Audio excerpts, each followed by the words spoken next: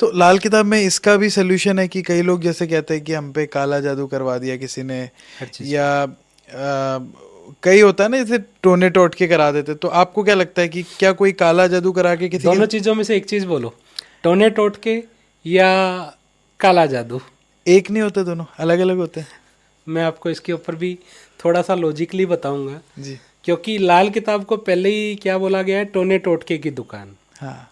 अच्छा। ठीक है, तो आपको मैं बता देता हूँ, ये कोई टोने टोटके की दुकान नहीं है। हम्म। टोटका क्या है, ये हमारे पंजाब का, उर्दू का बहुत पुराना वर्ड है कि ए टोटका कर ले। हम्म। ठीक है, हम्म।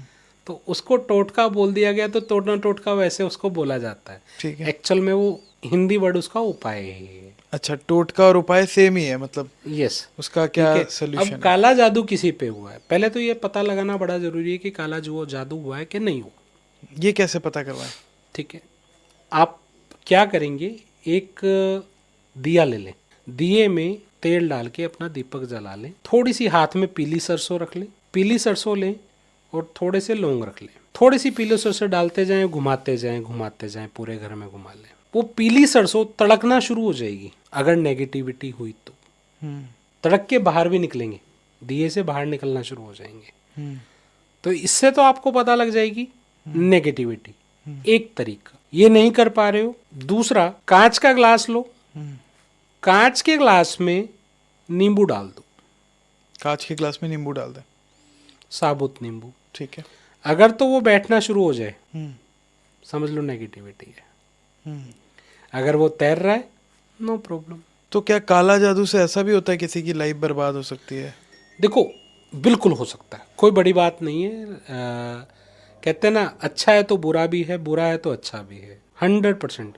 बट लाल किताब में कैसे पता चले कि ब्लैक मैजिक है या नहीं है? जिस तरह से हम पहले बात कर रहे थे कि जो चंद्रमा है मन का कारक है, जिसका मन कमजोर होगा ब्लैक मैजिक उस पर इफेक्ट करेगा, जिसका बुध कमजोर होगा ब्लैक मैजिक उस पर इफेक्ट करेगा, जिसका राहु कमजोर होगा उसके ऊपर ब्लैक मैजिक इफेक्ट करेगा। खासकर मैं कुछ चीजें बता देता हूँ। बुध 3rd हाउस में, 8th हाउस में, 9th हाउस में, 12th हाउस में, ये इसके मंदे घर है, मतलब अच्छे घर नहीं बोले गए हैं। तो इस घर में बुध ज्यादा अच्छा नहीं होता है, तो ऐसे इंसान के ऊपर ब्लैक मैजिक का इफेक्ट काफी ज्यादा रहता है। राहु 1st हाउस में हो, 8th हाउस में हो, ऐसे कि इंसान के ऊपर ब्लैक मैजिक चलता ही रहता है। मंगल 10th हाउस पे हो, ब्लैक मैजिक चलता ही चलता है, मतलब इनसे अपने जलते हैं।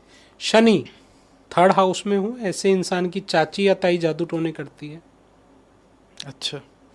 ठीक है, तो ये वो रिसर्चेज हैं जो मेरी अपनी रिसर्च नहीं, हजारों कुंडलियों पे रिसर्चेज करने के बाद ये चीजें मैंने तो आपके कोई ऐसा केस आया जहाँ पे जादू टोना हुआ और उसको बहुत सारे कुछ बताना चाहेंगे जो बहुत मैं आपको खतरनाक केस रहा है अभी तक आपका? लोगों को इस तरीके से जानने में बड़ी उत्सुकता रहती है कि क्या हो सकता है, मतलब जिनको नहीं पता उनको लगता है ऐसे ही होता होगा जादू टोना ये सब, तो या ब्लैक देखो, मैजिक। जिनके ऊपर होता है ना वो जानते हैं। हाँ, वही इसीलिए मैं सबसे पूछ रहा हूँ। पहले सभी लोग रिलेट करेंगे इस चीज से कि ब्लैक मैजिक है ना, तो सबसे पहले तो इंसान लथार्जिक हो जाएगा। अच्छा। कई तरह से, वैसे तो ब्लैक मैजिक के कई रूप हैं। ऐसा इंसान आलसी हो जाएगा, कुछ करने का मन नहीं करेगा, खाना पीना लग नहीं रहा होगा, कमर भारी भारी रहती होगी। ठीक है, मतलब इंसान कुछ खा भी लाया तो उसको लग नहीं रहा है, ये ब्लैक मैजिक है। काम में इतनी बढ़िया तरक्की हो रही थी, एकदम रुक गया है, कहीं ना कहीं ब्लैक मैजिक है। मैं ये कहूँगा नहीं है, चेक करना पड़ेगा, काम ग्रहों की वजह से बंद हुआ है कि ब्लैक मैजिक की वजह से बंद हुआ है। एक क्वेश्चन है मेरा आपके लिए कि क्या ब्लैक मैजिक इतना पावरफुल है कि किसी की किस्मत ही बदल दे?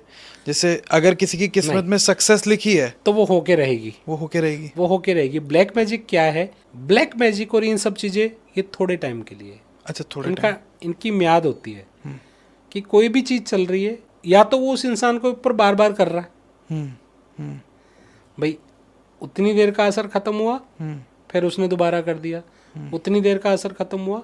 तो इस चीज़ से भी सचेत रहना बहुत ज़रूरी है। आज मैंने डाला नहीं हुआ, बेसिकली ब्लैक मैजिक से बचने के लिए सबसे अच्छा एक स्टोन आता है, वैसे मैं स्टोन रिकमेंड नहीं करता हूँ किसी को भी, ब्लैक एंड वाइट सुलेमानी हक पहनना चाहिए, हर एक इंसान को पहनना चाहिए।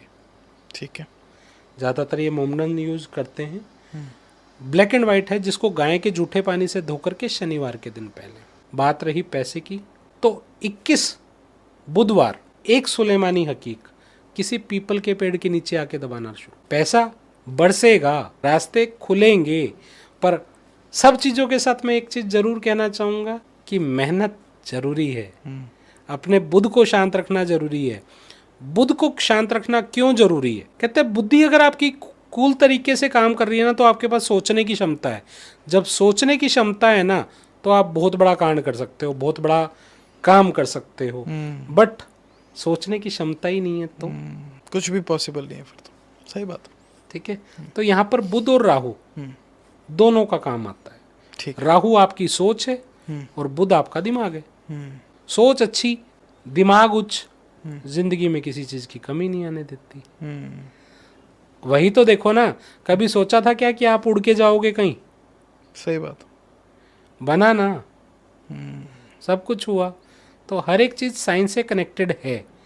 इसको एक साइंस लिया जाए, मेरा मानना यह है, और फेक लोगों से बचा जाए।